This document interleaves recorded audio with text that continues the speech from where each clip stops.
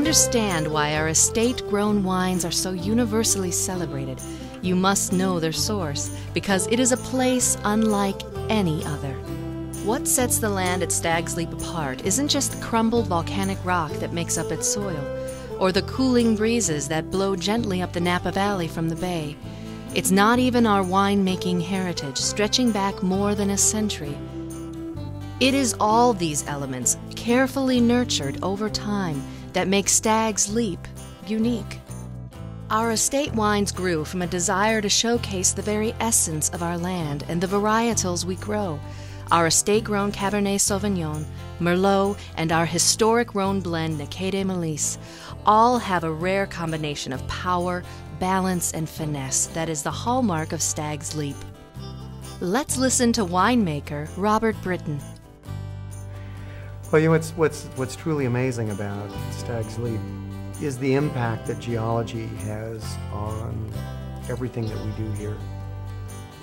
This entire property and the wines that this property makes, particularly the estate wines, are just a reflection of a single uplifted volcanic series, a massive pyroclastic flow of material that came out of volcanoes that were probably about where the state line of Nevada and California exists right now.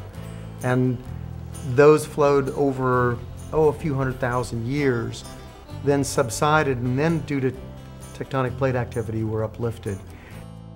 And it's the uplifting of this series that gives us the Stags Leap Palisades, that gives us the rocks that we have dug our caves in, and most importantly, has given us our soil. I think the most important thing about the estate wines is that they are true reflections of this particular site.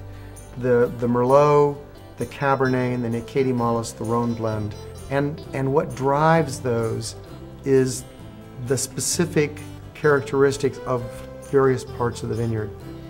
The Rhone varietals, Petit Syrah, and Merlot actually like to have a little more moisture around their roots during those critical ripening periods. That allows those vines to produce scrumptious, very delicious wines, which is what both Petit Syrah and to a lesser extent Merlot is all about. And Cabernet is about elegance and structure. Cabernet is about sophistication.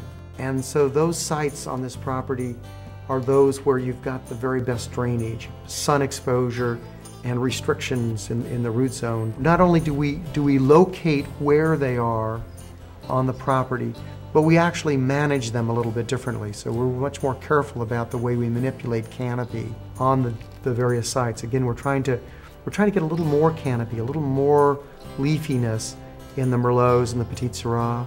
And in the case of the Cabernet, we want a little more structure from the sun in the way that fruit matures.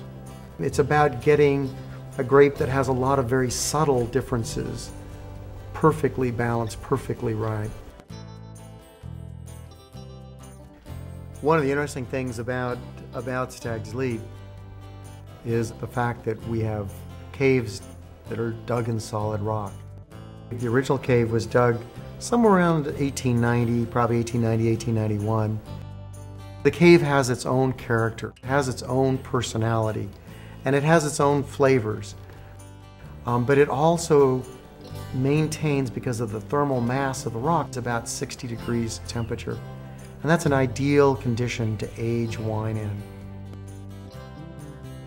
Now the name Necquet Melisse, which means don't give in to misfortune or don't give in to evil, comes from the stained glass window which the founder of Stags Leap, Horace Chase, installed in the dining room in the main house.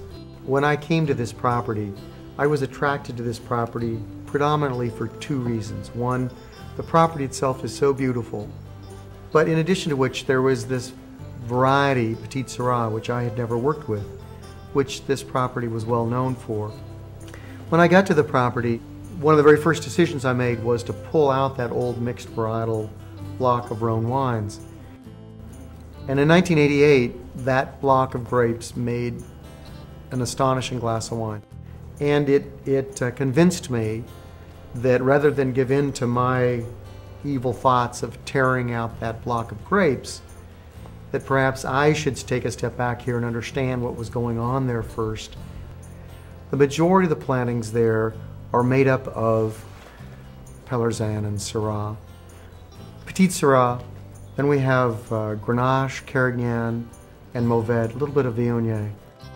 When those ripen, those grapes then all go into the fermenter at the same time.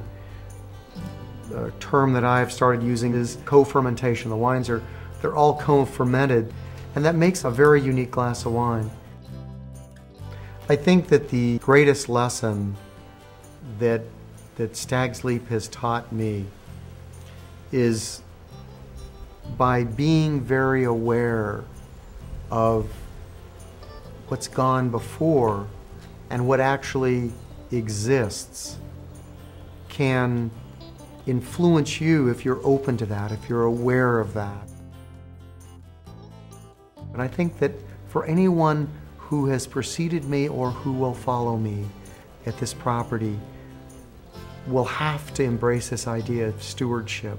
And when you've embraced that, when you're aware of that, that in turn drives the way you look at the wines, the way you look at the vegetable garden, and it in turn is a major part of the creative force on this property. The history of Stags Leap is one of both change and continuity. In its time, the estate has passed through many different hands, seen additions and renovations, and served as both family home and resort.